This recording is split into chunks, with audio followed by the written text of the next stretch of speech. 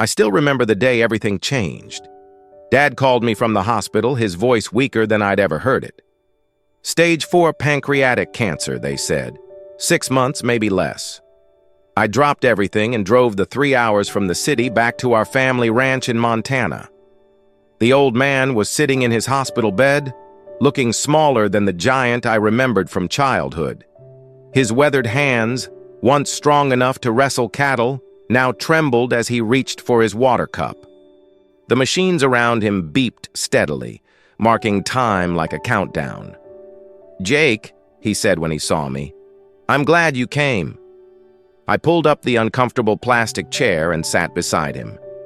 The antiseptic smell of the hospital couldn't mask the scent of fear and finality that hung in the air. We talked about the ranch, about the cattle, about everything except what we both knew was coming. My brother Marcus arrived later that evening, dressed in his expensive suit, fresh from his law practice in Denver. He'd always been the golden child, the one who went to college, who made something of himself in Dad's eyes. I was just the one who stayed behind, working the land, keeping the family legacy alive with my bare hands. That night, as I drove back to the ranch house where I'd been living and working for the past 15 years, I couldn't shake the feeling that something was about to go terribly wrong. The Montana sky stretched endlessly above me, stars scattered like diamonds on black velvet, but even their beauty couldn't calm the storm brewing in my chest. Marcus wasted no time making his presence known. Within days of Dad's diagnosis, he'd moved into the main house, claiming he needed to be close to help with medical decisions. I watched from my small cabin on the property as expensive cars came and went. Lawyers and financial advisors trailing behind my brother like vultures circling wounded prey. "We need to discuss Dad's affairs," Marcus told me one morning over coffee. His tone was businesslike, cold. "The ranch needs proper management during this transition." I'd been managing the ranch just fine for years, but I bit my tongue. Dad was dying, and family arguments were the last thing he needed to hear about. Marcus had always been smooth with words, always knew how to make himself sound reasonable while making others feel small. The changes started subtly. Marcus began accompanying Dad to all his medical appointments, claiming his legal background made him better equipped to understand the doctor's explanations. He hired a private nurse, someone who answered to him rather than the family. Slowly, he was building walls between Dad and everyone else. I tried to visit Dad every day, but increasingly found excuses being made. "He's resting," the nurse would say. "The doctor says too many visitors tire him out." Meanwhile, Marcus seemed to have unlimited access, spending hours behind closed doors with our father. The ranch hands started looking to Marcus for direction, even though I was the one who'd been running day-to-day operations. He'd countermand my decisions, claiming Dad had given him authority. When I confronted him about it, he just smiled that lawyer smile and said, "Dad wants what's best for the ranch's future." Something was happening, something that made my skin crawl with dread. The first real warning came from Elena, our longtime housekeeper who'd been with the family for over 20 years. She pulled me aside one afternoon while Marcus was in town, her dark eyes filled with worry. "Something's not right, Jake," she whispered, glancing around nervously. "Your brother, he brings papers for your father to sign almost every day. Your papa, he's so tired from the medicine, sometimes he doesn't even read them." My blood ran cold. "What kind of papers?" "Legal documents." "I see them on the desk sometimes when I clean. Bank papers, property papers. Your father signs them, but his hands shake so much." She trailed off, shaking her head sadly. I wanted to storm into Dad's room right then, but Elena grabbed my arm. "Be careful, Jake. Your brother, he's been asking questions about me, about how long I've worked here. I think he wants to get rid of me before—" She didn't finish the sentence, but we both knew what she meant. That evening, I tried calling Dad directly, but the nurse answered his phone. "Mr. Harrison is sleeping," she said curtly. "I'll tell him you called." But somehow I doubted that message would ever reach him. I started paying closer attention to the comings and goings at the main house. Lawyers visited frequently, always when I was out working the far pastures. Marcus had developed a routine of taking Dad for long drives, claiming the fresh air helped with his treatment side effects. But Dad always came back looking more confused and exhausted than when they'd left. The ranch that had been my home for 38 years suddenly felt foreign and hostile. I was being systematically excluded from decisions about my own family's legacy, and there wasn't a damn thing I could do about it without looking like I was harassing a dying man. Dad's condition deteriorated rapidly over the next month.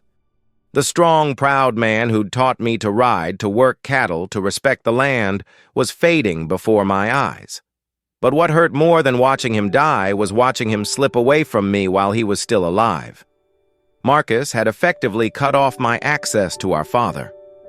Every time I tried to visit, there was an excuse. He's having a bad day. The medication makes him confused. The doctor says he needs rest. Meanwhile, Marcus spent hours in that room, emerging with a satisfied look that made my stomach turn. I caught glimpses of Dad through the window sometimes, sitting in his wheelchair on the porch, staring out at the land he'd worked his whole life. He looked lost, like he was already halfway to wherever he was going. When he saw me, he'd wave weakly, but before I could approach, the nurse would wheel him back inside. The legal documents kept coming. I saw the lawyer's car in the driveway at least twice a week. Elena tried to keep me informed, but she was walking on eggshells, afraid of losing her job. "More papers today," she'd whisper. "Your father's signature gets weaker each time." I hired my own lawyer, but without proof of undue influence or mental incapacity, there was little he could do. "Your brother has legal authority as power of attorney," he explained. "Unless you can prove he's acting against your father's interests, our hands are tied." But I knew Marcus was up to something. The way he'd changed since coming back. The secretive meetings, the systematic isolation of Dad from everyone who truly cared about him. My brother was stealing something, but I couldn't figure out what until it was too late. The ranch felt like a prison where I was the only inmate who didn't know what crime I'd committed. Dad died on a Tuesday morning in October, with the autumn leaves painting the mountains in shades of gold and red. I wasn't there when it happened.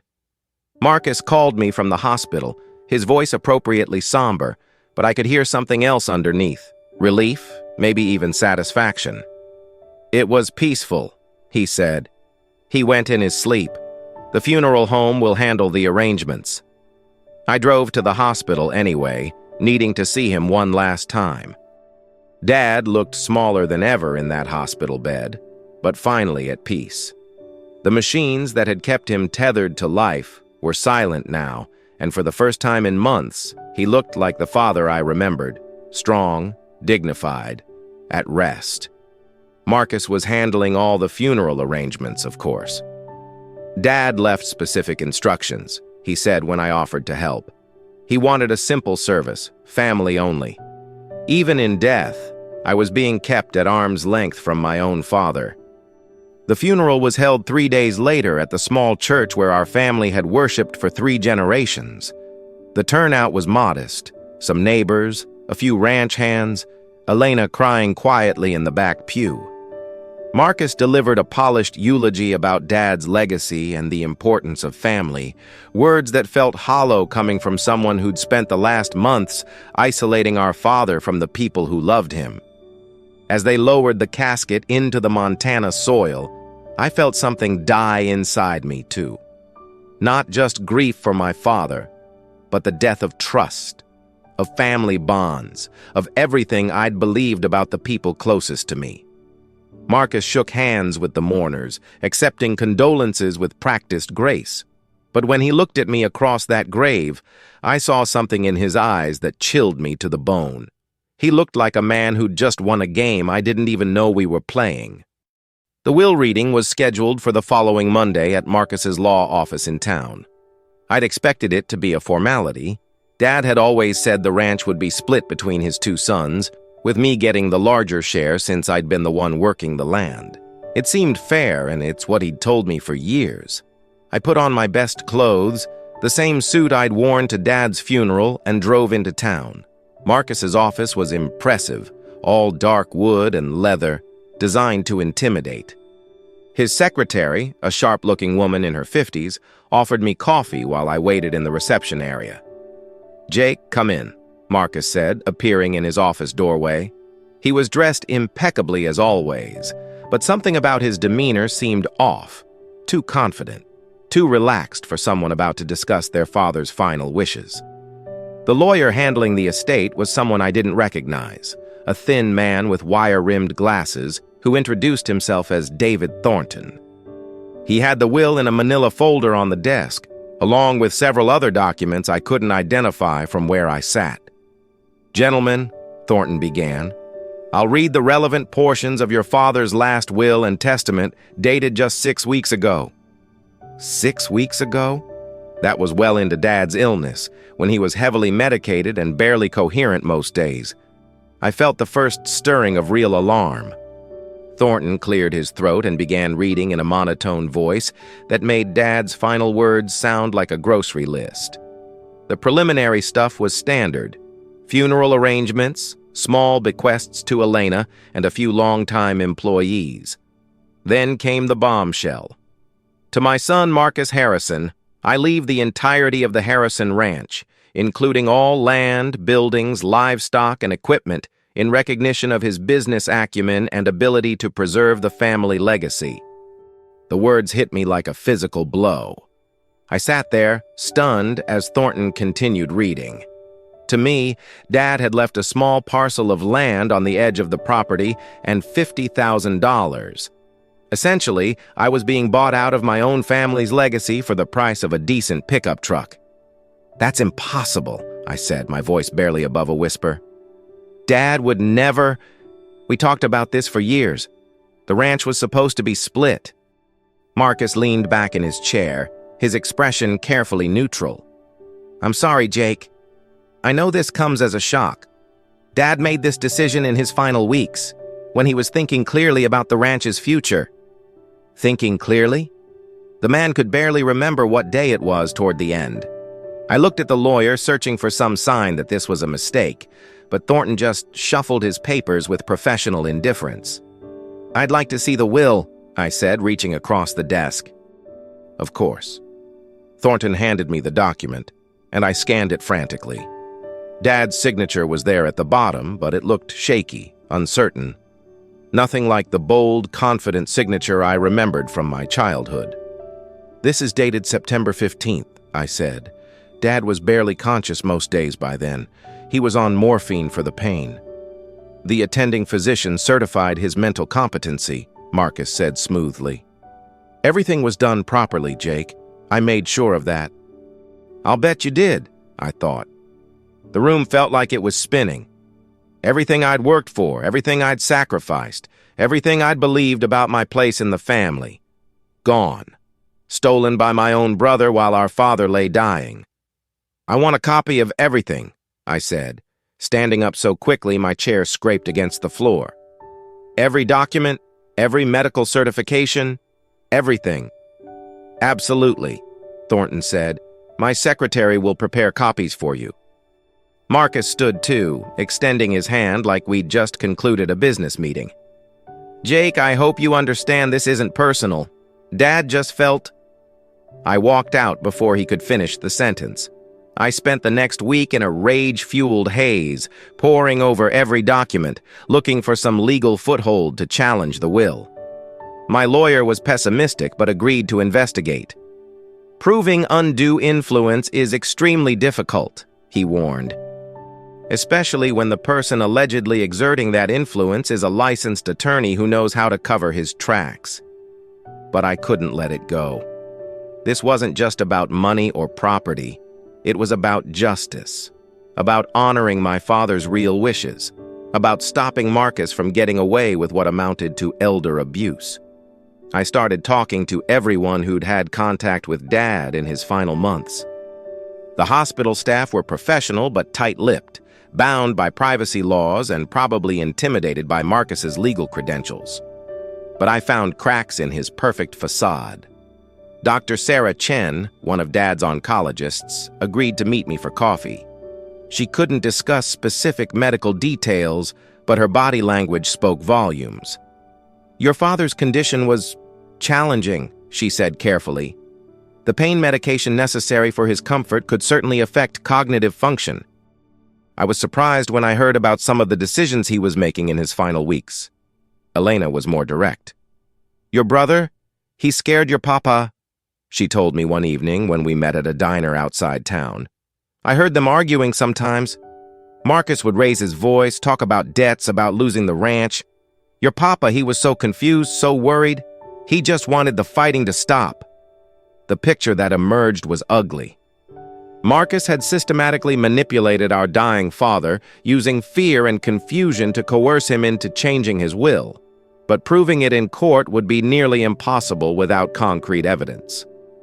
That's when I remembered something Elena had mentioned weeks earlier. Something about papers on Dad's desk that she'd seen while cleaning. "Elena," I said when I called her that night, "those papers you saw Marcus bringing to Dad, do you remember anything specific about them?" There was a long pause. "Jake, I don't want to get in trouble. Your brother, he's been asking questions about me, about my immigration status. I think he wants me gone. He can't fire you. Dad left you a pension in the will, remember? You're protected." Another pause, then a deep sigh. "There was one day, maybe 3 weeks before your papa died. I was cleaning the study, and there were papers scattered on the desk. I saw your name on one of them, and Marcus's name. It looked like a comparison of some kind. Numbers, dollar amounts." My heart started racing. "Do you think those papers might still be there?" "I don't know. Marcus? He's been going through everything, throwing things away, organizing. But your papa, he had hiding places, secret drawers in that old desk. Maybe—" The next morning, I drove to the ranch. Marcus was in Denver on business, according to his secretary. The house felt strange and empty without Dad's presence, but I forced myself to focus. I had maybe a few hours before Marcus returned. The study looked different, cleaner, more organized than Dad had ever kept it. Marcus had clearly been through everything, but he didn't know the house like I did. Dad had shown me the secret compartments in his desk when I was 12, proud of the craftsmanship of the old piece that had belonged to his grandfather. I found the hidden drawer behind a false back panel, and my hands trembled as I pulled it open. Inside were several documents, including one that made my blood run cold. It was a financial analysis, comparing the value of the ranch under different ownership scenarios. Marcus had calculated exactly how much the property was worth and how much he could profit by selling it to developers. But that wasn't the worst part. At the bottom of the stack was a draft of a different will, Dad's real will, dated 6 months before his death, when he was still mentally sharp.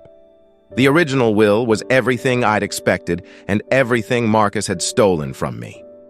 Dad had left the ranch to both of us, with me as the primary inheritor since I'd been working the land, and Marcus receiving a substantial cash settlement and partial ownership. It was fair, generous, and exactly what Dad had promised me for years. But there was more. Attached to the will was a letter in Dad's handwriting, written when his hands were still steady and his mind was clear. In it, he expressed his concerns about Marcus's intentions and his desire to protect the ranch from being sold to developers. He specifically stated that the land should remain in the family and continue operating as a working ranch. "I know Marcus thinks this old place is just a business opportunity," Dad had written, "but this land is our family's soul. Jake understands that. He's earned the right to carry on what we've built." I sat in that study for a long time, holding my father's real words, feeling the weight of his trust and Marcus's betrayal. The will in my hands was signed and witnessed, dated months before the fake one Marcus had used to steal my inheritance. But why hadn't this will been filed? I found my answer in another document. A letter from the lawyer who'd originally drawn up the will, stating that the original had been superseded by a more recent version and should be considered null and void. The letter was dated just 2 weeks before Dad's death, when he was barely conscious. Marcus had orchestrated the whole thing perfectly. He'd convinced Dad's original lawyer to suppress the real will and had his own man, Thornton, handle the fake one. It was fraud on a massive scale, but it had been executed by someone who knew exactly how to manipulate the legal system. I photographed everything with my phone, then carefully returned the documents to their hiding place. Marcus couldn't know I'd found them. Not yet. I needed time to plan, to figure out how to use this evidence effectively. As I drove away from the ranch that should have been mine, I felt something I hadn't experienced in months. Hope. I spent 3 days planning my next move. My lawyer was ecstatic when I showed him the evidence, but he warned me to be careful. Marcus will claim these documents are forgeries or that your father changed his mind legitimately, he said. We need to be absolutely certain of our legal ground before we make any accusations. But I couldn't wait for the slow wheels of justice to turn. I needed to look Marcus in the eye and let him know that his perfect crime wasn't so perfect after all. I called his office and arranged to meet him at the ranch the following evening, claiming I wanted to discuss the transition and my plans for the small parcel of land I'd inherited. Marcus arrived at sunset, driving his expensive BMW up the gravel road that had once been my driveway. He looked relaxed, confident, like a man who'd successfully pulled off the heist of a lifetime. We met on the front porch of the main house, the same porch where Dad used to sit and watch the sunset after long days of work. "Jake," he said, extending his hand with that practiced smile. "I'm glad you called. I was hoping we could work together to make this transition smooth for everyone." I didn't take his hand. Instead, I pulled out my phone and showed him one of the photos I'd taken. Interesting reading material Dad kept in his desk. Marcus's face went white as he recognized the document. For just a moment, his lawyer's composure cracked, and I saw the real man underneath, calculating, ruthless, and suddenly very afraid. "I don't know what you think you've found," he said, but his voice lacked its usual confidence. "I found Dad's real will, Marcus. The one you made disappear. I found his letter explaining why he didn't trust you with the ranch. I found your financial analysis showing how much you could make by selling our family's land to developers." He was quiet for a long moment, staring out at the pastures where our cattle grazed in the fading light. When he finally spoke, his voice was different, harder, more honest than I'd heard it in years. "You don't understand the financial pressures, Jake. This place is bleeding money." "So you decided to steal it instead of trying to save it?" I asked, my voice rising despite my efforts to stay calm. "You manipulated our dying father, scared him into changing his will, and planned to sell everything he spent his life building." Marcus turned to face me, and for the first time since we were children, I saw him without his masks. "Dad was living in the past, Jake. This ranch can't survive in the modern economy. The land is worth millions to developers. We could have both been rich." "We?" I laughed bitterly. "Your fake will left me with scraps, Marcus. You weren't planning to share anything. I would have taken care of you," he said, but even he didn't sound convinced. "You could have bought a nice place in town, lived comfortably, while you destroyed everything Dad worked for." I shook my head. "You never understood what this place meant to him, to our family. It was never about the money." "Everything's about money, Jake. You're just too naive to see it." That's when I knew my brother was truly lost. The man standing in front of me wasn't the boy I'd grown up with, wasn't the son Dad had raised. He'd become something else entirely, someone who could look at our family's legacy and see only dollar signs. "I'm taking you to court," I said quietly. "I'm going to expose what you did, and I'm going to make sure Dad's real wishes are honored." Marcus straightened his tie, his lawyer persona sliding back into place. "You'll never prove undue influence. Dad was competent when he signed that will. I have medical documentation. From doctors you paid? From the physician who certified his mental state while he was on morphine? I stepped closer. I've got Dad's real will, Marcus. I've got his letter.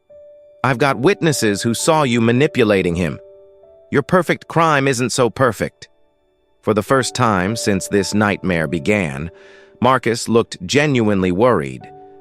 He started to say something, then stopped, calculating his options like the lawyer he was. "We can work this out," he said finally. "Split the ranch 50-50, just like the original will said. No lawyers, no court battles." But it was too late for deals. The court battle took 8 months, but in the end, justice prevailed. The judge ruled that the second will was the product of undue influence and fraud, and Dad's original will was reinstated. Marcus was ordered to pay substantial damages and faced potential criminal charges for elder abuse and fraud. The ranch was mine again, along with the crushing weight of responsibility that came with it.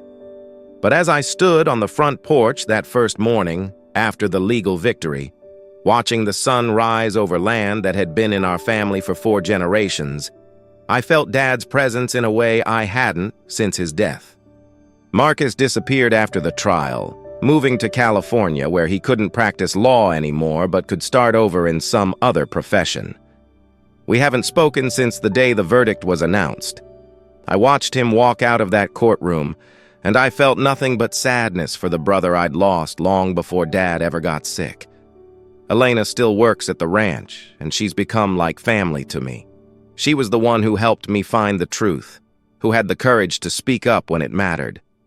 The ranch is profitable again, not because I'm a better businessman than Dad, but because I understand what he understood. This land isn't just property, it's home. Sometimes I wonder if Marcus ever thinks about what he threw away.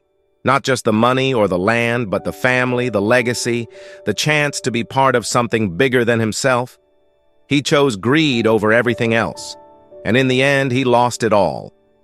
As for me, I'm exactly where I belong, doing exactly what I was meant to do.